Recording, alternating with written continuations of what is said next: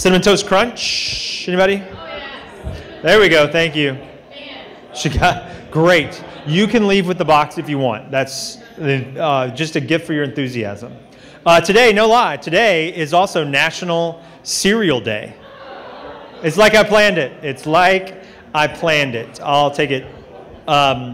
Hey, welcome. So we do this series once a month, which we'll talk about here in a second. We'll jump in with our special guest today. But on the first Thursday of every month, we interview a serial entrepreneur. So today we've got Sherry Deutschmann here to tell us just their story. I'll ask a couple of questions. You'll have a chance to ask some questions.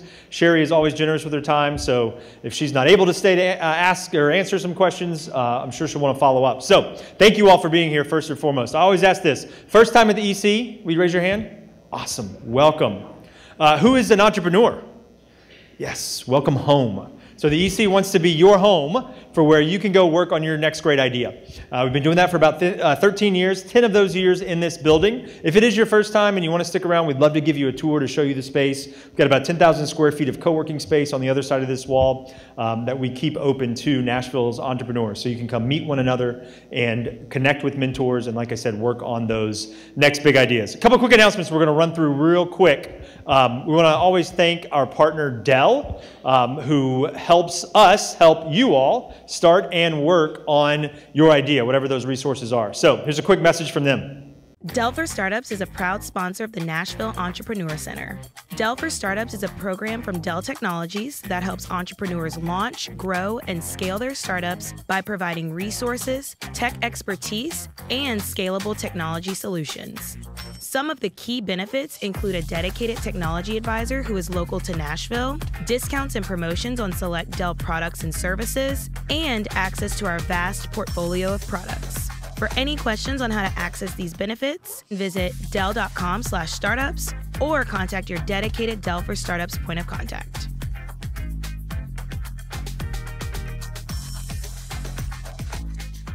Great, a big thanks to Dell, and then also to Dell for Startups is a proud sponsor. Keep looping it the whole time, it'd be awesome. Also, thanks to Pinnacle, RJ Young, and CLA. So again, one thing that we want to do here is connect you with the right service providers. So whether that's technology, banking, accounting, technology, whatever those partners are, allow us to facilitate those introductions. We'll be happy to do that. For those looking for ways to fund your startup, we are partnered with InvestTN, which is a program of LaunchTN. And so they have the InvestTN Regional Seed Fund. So this allows you to apply. Again, it is an equity investment. We're going to talk a little bit about investing with Sherry today. But it is a statewide program that they are making available for a lot of startups to fund what they're working on. This will link directly to that application. We, as one of their 8 regional partners across the state, want to work with you to help you apply for that funding. It is an equity investment, so there's due diligence. They are on your cap table. It is the real deal. So this is not a grant. This is not free money. It is absolutely an investment, but it's a really cool one that's already making a difference in the short time that it's been out there. So check that out. And then, before I call up Sherry, I like to show this. So this is from Forbes Magazine, but here's your likelihood over time based on what number startup or what number company you're working on, your likelihood of success. So as you can see, the more times you do this, the more successful you are. So, anybody here already on your 10th startup? Great, yes, Mark in the back, fantastic. Good, I think it's gonna work out for you. Again, this is not faked, this is just data, but it shows the importance of this series. And so I'm gonna ask Sherry to come up. Everybody give a round of applause for Sherry.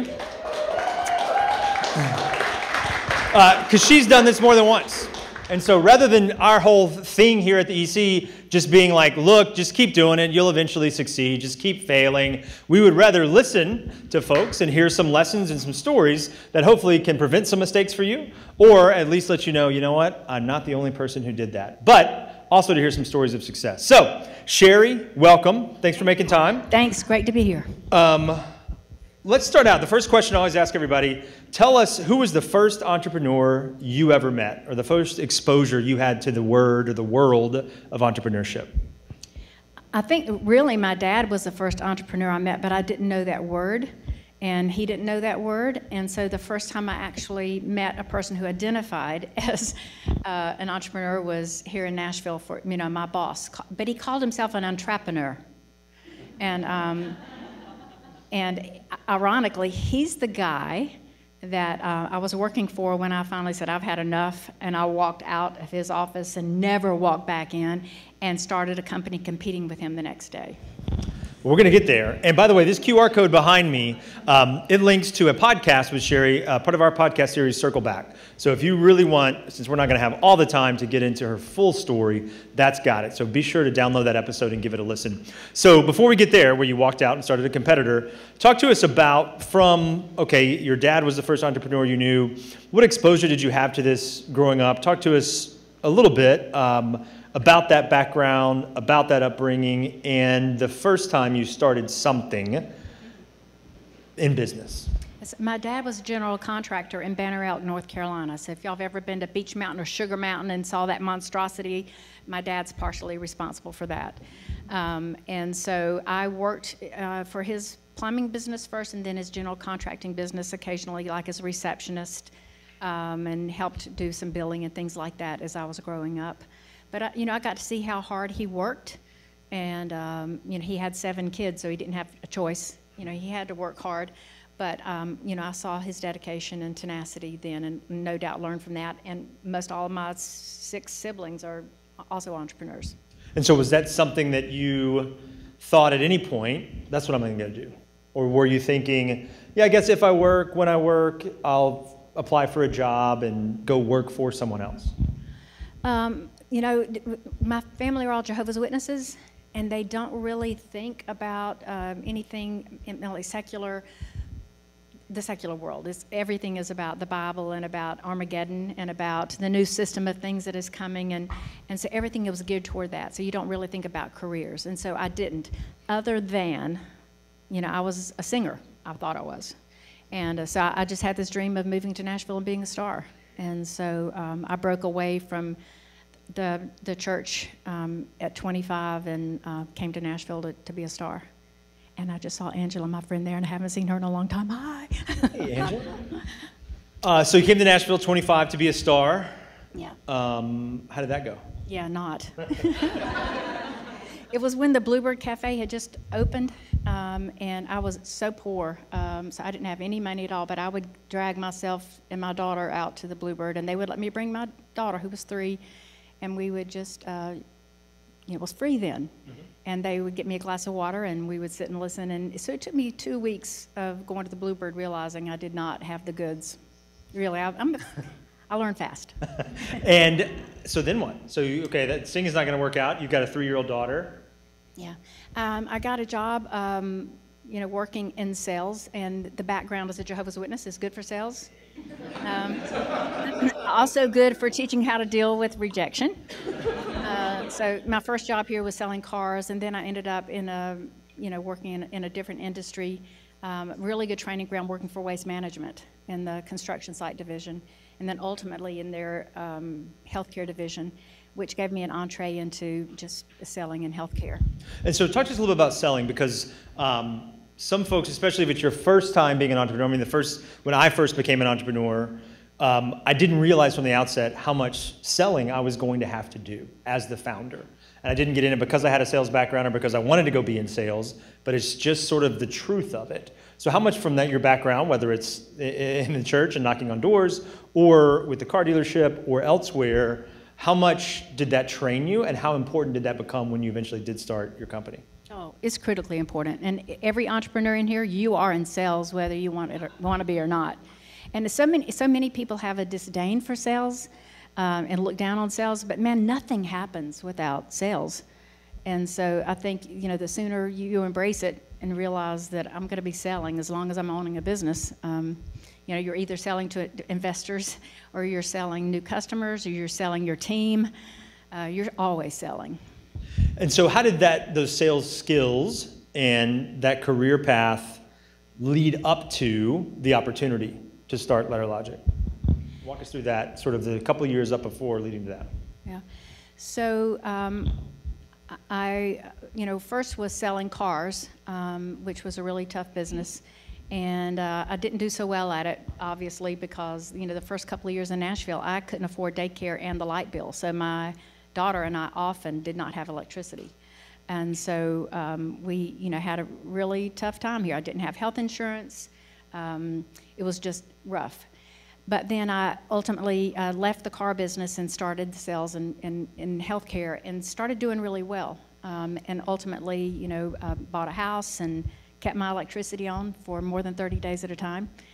And during that process, worked for a company that was in the healthcare revenue cycle space, and I did really well at that. I was their vice president of sales, but I was from most of the time the only sales rep, so I was responsible totally for their revenue, and they were a startup. So we got to $15 million in revenue very quickly with me driving that, and that gave me a lot of confidence in my ability to sell and to talk to whomever. And it was just, great training ground. But our company, I would sell one new account, and our accounts were people like the Bon Secours healthcare systems in the Northeast, or Dignity Health in California, or Harris County Health in Texas. Huge healthcare systems were our clients, and community health systems. But I was selling a new account. At the same day, I would lose 2 accounts because our service was so poor. And it was during that, I was so frustrated because I was straight commission sales rep. And so I set out to figure out why my coworkers didn't care, because almost all of our problems were just simple human error. And then it hit me, the reason they don't care is because nobody cares about them. And did you think at any point in this, when you were winning one account and losing 2, where you're like, I got to do this, I could do this better, or I got to get out of here, I got to go somewhere else? Did any of that occur to you? No. Yet? Okay. No. I was just trying to solve the problem, and then once I thought I'd solved it, I ran so excitedly to my boss to say, yeah, I've got this thing figured out. We can stop the bleeding if we do this. And what I had determined was that if we just took better care of our people, and we knew that they mattered, and we took care of their basic needs, that when they were at work, they could focus on taking great care of the customer, and that everything would all work out. And I had just read a book about how Herb Kelleher built Southwest Airlines with that belief, and so I ran to my boss with that. And he patted me on the hand and said, Sherry, you don't know anything about business. Why don't you just go sell something? And so I did. I left him that day, never walked back in that door. Well, I have since then, because it's now the loading dock over off at 2020 Lindell. So I went to the library because, he wasn't wrong. I didn't know anything about business. And I bought every book, got every book I could about how to write a business plan, and I wrote a business plan and started a company competing with him. And how did that feel? Scary? No, I wasn't smart enough to be scared. Really, I didn't know what I didn't know, and I'm so grateful for that now, because I never would have done it if I'd known, all that I didn't know. But it was terrifying and so much fun. So I was crazy. I thought I needed $350,000 to start this business, and I went around town and tried to get people to invest. And I got 5 different investors who said, yes, I'll give you the money. But none of them wanted me to run a company the way I wanted to run a company, and so I just said no to everybody, and I cashed in my 401k, and I lived at 4018 Leland Lane, if anybody knows that part of town, and I had a week-long yard sale, which was really embarrassing to my neighbors, and sold everything I owned to get enough money together to start the company. And then I had the brilliant idea to make my customers all pay an upfront deposit, and that was my working capital. And they each gave me a month deposit, and then later I asked them to all upgrade to do 2 months deposit. So I had millions of dollars in their deposit money on hand, but that's what funded the company. And so real quick, the company did what? We printed and mailed hospital bills and physicians' offices bills. That was really it.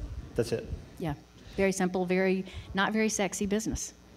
So not knowing enough, not being smart enough, not knowing everything, was there a point cashing in your 401k, week-long yard sale, assuming your daughter was still growing up at home at this point in time, at any point where you're like, wait a second, maybe I should go ask for my old job back, or maybe I should go work somewhere else, this seems like a lot of risk. Never. I never looked back. He had an MBA from Vanderbilt, and I'm sure he's a really smart man, but common sense he did not have. And he also didn't have any EQ. And I got to tell you that EQ will take you a long way, and just empathy and caring about people. And ironically, that's what I talk to these potential investors about. This is how I'm going to run the company. I'm going to make sure that my team is so well supported, so well taken care of, so well paid that they don't have to worry about their lights getting turned off. And they will have health insurance because I'm going to pay for 100% of their medical, dental, disability, and life insurance. I'm going to help them buy their first house. I'm going to give them 10% of the profit every month. I'm going to split the profit with them. And everybody thought that was crazy. You don't have any profit yet, so why are you even talking about that? But I set it up that way from the get-go. So it helped us get to profitability very quick, and it did exactly what I'd hoped it would do, was have a deeply engaged team that loved one another and that helped one another. And it was just, 53 of us that built a company that did $40 million a year debt-free. And how did you win these customers? Because as an upstart, without an MBA, this lady who's had a yard sale in her yard for a week, how did you actually win business, though, away from competitors that were led by men, been in the business a while, had MBAs? How did you eventually compete with them and get the millions of dollars to get this thing really going? I don't know if these guys are still around, and I can't remember the names, but there was a company that helped you. They would review your business plan, and if they liked it, they would, and there was something like something labs, and they would invest a little, and they read my business plan and said, yeah, there's nothing here. You're not going to be, the only thing that you've got going for you is your knowledge of the industry, and that's not enough. And so you've got to have something special to break in. And so I didn't sleep for about 3 days. I just thought, what problem can I tackle that nobody else is tackling? And hospitals have a ton of return mail. So if they mail out 1,000 bills, at least 100 are going to come back as undeliverable. And what they do then is turn it over to collections. Well, you never got a bill and you get a collection notice, you're angry. It doesn't help, and then the collection agency takes a big chunk of that, so it really hurts the hospital system. And so I thought, that seems like such a minor problem, but I'm going to tackle that. And so I found the service that the FBI was using to find good addresses for people, and I went to the hospitals and said, I'm going to guarantee your delivery or your money back. So if I mail a bill for you for 60 cents and it comes back undeliverable, I'm just going to give your 60 cents back. But what we did was send our data through their cleansing system before we printed and mailed the letters, so we knew we were getting a good address. And that's what really got us off the ground. And then I realized that what was really special about us was not that buyback guarantee, it was our culture. And so I changed our whole sales strategy. And it wasn't even a thought, I wasn't thinking about sales strategy, but it ended up being the best sales strategy ever. To go to sit with prospective clients and say, I need you to know, I want your business. I do want you to sign this contract right here. But I want you to know that I don't believe the customer comes first. My employees come first. But let me tell you how that's going to benefit you. And then they got it. And in those meetings, it was so common to hear them say, where do we sign? Or can we come to work for you? And Stanford University Medical Center wrote us a letter and said, you were 10% higher than the next highest bid, and we still chose you because of the culture. And so when I first started doing that with the sales team, they were mortified. They were just mortified for me to be telling customers, I don't think the customer comes first. And then it got to where they said, can you come with us and do that thing you do? And so that was my role, to tell customers they weren't first. But that's how we built the business and built incredible loyalty with our customers, because we didn't lose customers. We had the best service, and we were able to charge a premium. And so I would tell them in that same meeting, we're more expensive than everybody else, and you're going to love us. And they did.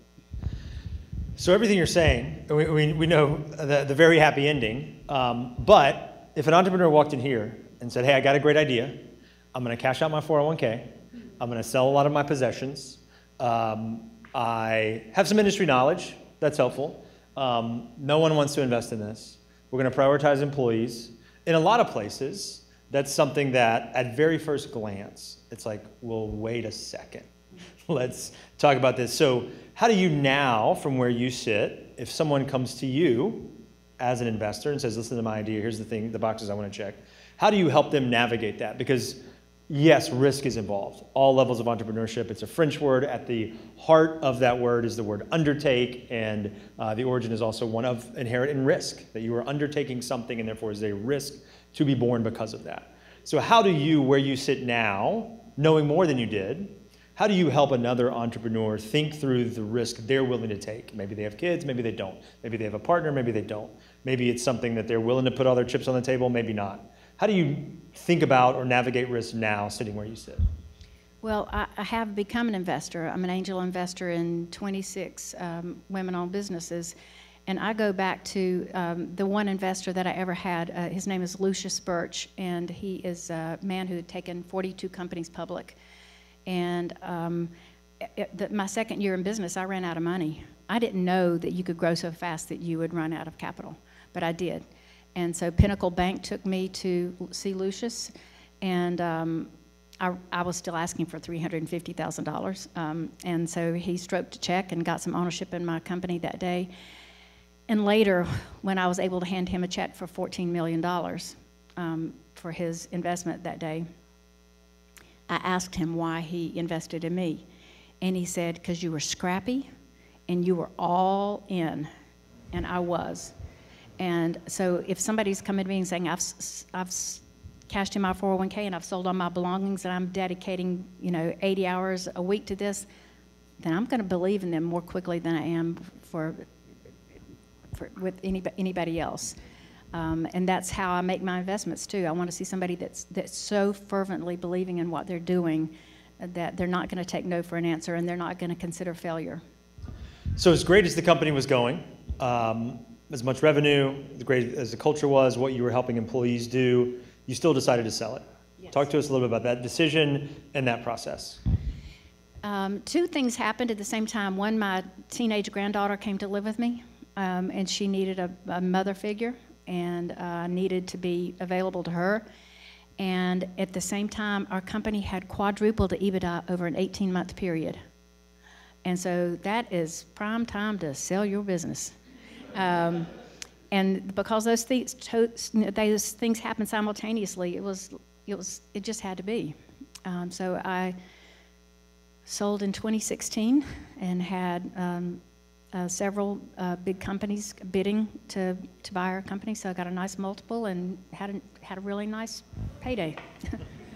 And you could have done nothing, I assume, yeah. But you've not. Because I'm crazy. You're right. Okay, so you're still crazy, even after this success. You've obviously been very generous and gracious with your time. The EC's been a big benefactor of that. You've been on our board. You're in our Hall of Fame. You and Mark have chaired our next awards. And now you've decided to start another company that you're very involved in too. So this isn't just, obviously you're an equity investor, but this isn't something that's just automatic. You are very involved. You're building a team. Talk to us about why you wanted to do another company and why BrainTrust. Well, I did not have trouble raising money, but I just got lucky. But the plight of women in general is much different. So there are like $380 billion invested by venture capital in the U.S. last year. Women got less than 2% of that. And yet the data shows that women produce a much higher ROI, much greater. So there's a fantastic study that I recommend everybody go to read from Boston Consulting Group that shows that women outperform men by more than 60%. That women steward their capital a lot more carefully, that they just make it go a lot further. And so in this one study that they did, they determined that if they had equally invested in men and women over a 5-year period, this one little group of VCs, they would have made $85 million more than they made. And so they didn't, because they had maybe some unconscious biases against women, or just, the societal biases and all of the other things that women have to deal with. And so, I got to realize that through the years that I was one of the lucky ones that was able to get it off the ground very quickly and then find an investor very quickly. but I just wanted to help more women experience the financial independence. I mean, y'all, I used to scrub toilets for a living. I had a route where I cleaned gas station bathrooms. That's how I supported my daughter and me. And to go from that to being able to have real wealth and the influence that came from building a successful company. So I wanted more women to experience that. So I started a company called BrainTrust that helps women.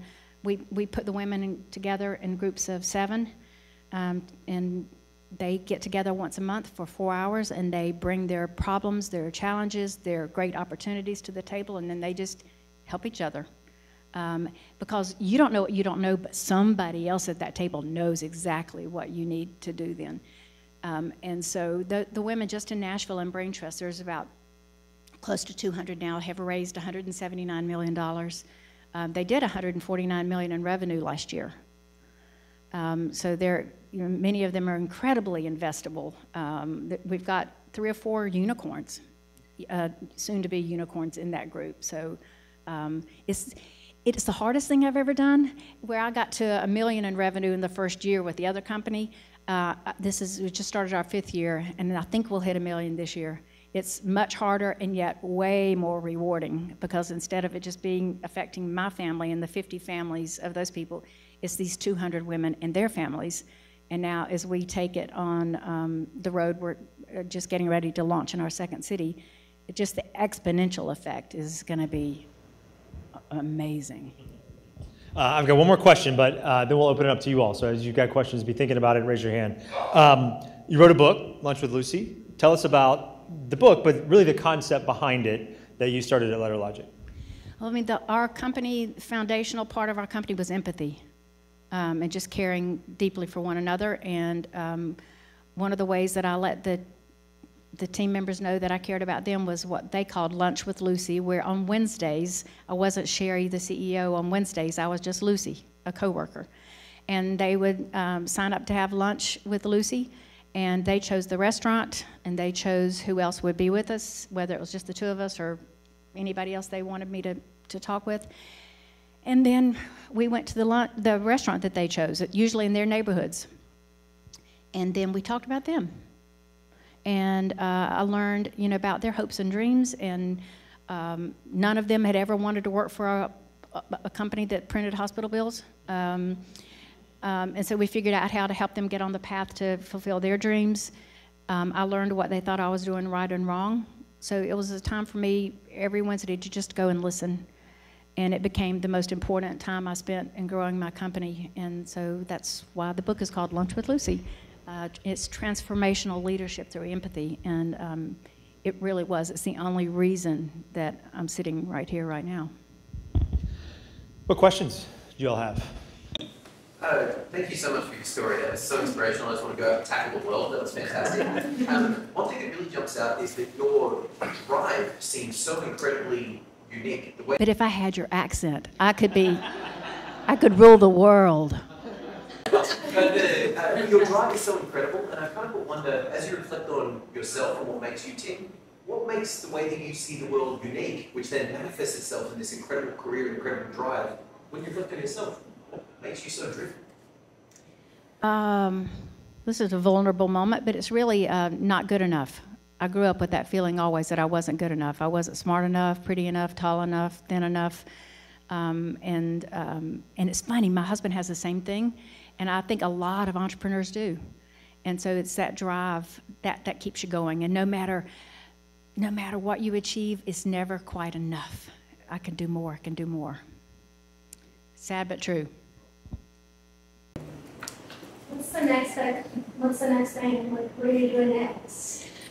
This is keeping me busy. You know, I'm involved in this on a day-to-day basis. I'm probably still working 60 hours a week on BrainTrust, but I'm also part of a film that is doing really well nationally. It's called Show Her the Money, and it's a documentary about women not getting funded. And it has won every independent film festival, and it's just a qualifier for the Academy Awards. But it's a great way for us to get the stories of, you know, women and what great business leaders we are out there, and to attract more investors.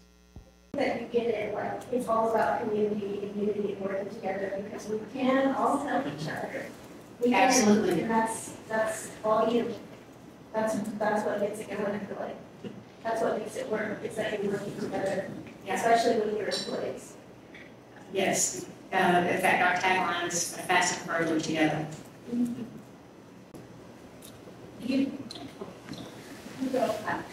So you went from 0 to 15 million in revenue as the sole salesperson at your first sales job? Yes. That's amazing. And I would just love to hear a little bit more about how you did that. What was instrumental in your success? It was really hard because it was at the very beginning of that industry. So until that time, hospitals were printing and mailing their own hospital bills. And I went to work for Stephen Prince in Williamson County, who had decided he had a traditional printing company. And he said, I think hospitals would buy this service. So he hired me to go sell this service. And it was really hard because they had just been doing it themselves. They couldn't even imagine outsourcing. So it took me about 6 months to sell my first account. And then something just clicked, and got it off the ground. And then once a few hospitals tried outsourcing and they realized that we should be focusing on healthcare and not on having a printing factory. But the hospitals all had printing factories in their basements where they were doing all this work, and that's not what they should be doing. And once that caught on, I don't think there's any hospital that still does it for themselves. But it was mostly timing. I was just there at the right time at the beginning of the acceptance of the industry. I can't really take a lot of credit. I think I'm a pretty mediocre salesperson. So it wasn't about sales talent. Let's go here. Jim. I'd like to just echo thank you again so much for your generosity with sharing your story and your time with us. I am kind of curious, as a serial entrepreneur, I would imagine you have a lot of ideas. How do you know, is it a gut instinct, or how do you know when to, quote unquote, bet on yourself on that idea and just go for it? Yeah. I think that studying the business model is just like critically important. I have so many people that come to me with what they think is a great idea, and I've done it myself. And I've getting so excited, oh my gosh, this is great. And then somebody will say, well, how many of those could you sell? How many people will buy them? How often will they buy it? And then once you do the math, you go, oh yeah, that's not going to work. And so it's really focusing on the business model itself. And about whether or not this is viable. Is it scalable? Which is funny when I think my investor had been with me about 3 years, and he screamed at me one day and he said, can this company ever scale? And I'm like, and we were like 10 million in revenue. And I was like, of course it can. I didn't know what scaling was. I had never even heard that term. And so I had to run back to the office, what is scaling? Okay, oh yeah, yes we can. And we did. And so, I mean, not every business has to be scalable. There are so many Main Street businesses that can support families in a beautiful fashion, and that's totally okay. But if you want to get an investor, you're going to have something that is scalable. So obviously things have turned out very well for you, but looking back in hindsight, is there anything that you would do differently if you had a do-over, or maybe nothing at all? I would change very little. Every now and then I think about how great it would be to continue to grow that company, because it's now a $1 billion company. And I mean, it was acquired, and the people that acquired us, kept acquiring, but the parent company is maybe closer to $2 billion. And it would have been so much fun to do that. And I have very, very few regrets about, it was an extraordinary little company. If you think about just 50 people doing $40 million a year, that's amazing. I know you said that your model was empathy with your employees and profit share. So did the company that buy out your company, did they agree to that same model to share the profits down the, because I've listened to you speak before, and you said you would give the janitor the same percentage that you gave your top sales employee, which I think is so awesome. Yeah. So our profit share plan was every month we got all the employees together, gave them the financials, gave them the P&L, and said, so they could see how much money we brought in the month before and how much profit we made. And then whatever the bottom line was, we took 10% and we split it evenly. So our janitor did get the same thing that our CFO got, and it wasn't a percentage, it was just they got exactly the same dollar amount. And so the winning company that bought us blew a lot of smoke about how much they loved that culture, and they loved that profit share thing, and that was brilliant. And then day one, they did away with it. And so by like the third week, they had lost 2/3 of the employees. And it changed, the culture changed dramatically. And I think of that, my original team, I think there are just 8 of them left, but they're all at the high end. That made you really sad? It did. I went back to visit a few times, and I would just get to the 4th step going into the lobby and start crying and leave. So I never could. Yeah, it was very sad. It sounds like you have, thanks for speaking today, an innate drive to kind of like keep moving forward. But during like the dark times, like when the power's getting shut off, like what kept you going? And was it just like needing to be there for your daughter, or like, because as other entrepreneurs, I'm sure like shit hits the fan sometimes, right? And it gets hard. So like, how do you keep going when it's tough? I didn't have a choice.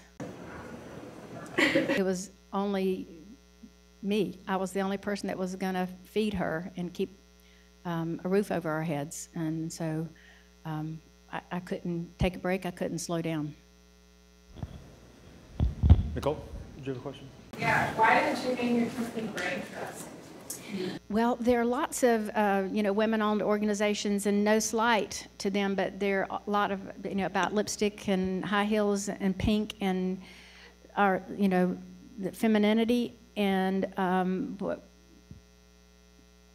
there's nothing wrong with any of that, but I like the gray matter and the empathy that women have, and I wanted it to be about that, the brain trust and our shared experiences and how that builds strong companies and not based on our femininity. Actually, I think we have a lot more testosterone than than you would expect. Round of applause for Sherry, guys, for sharing today. We've got more cereal, we've got more coffee, we've got more Sherry, so stick around. Thank you guys for being here today. We'll see you soon.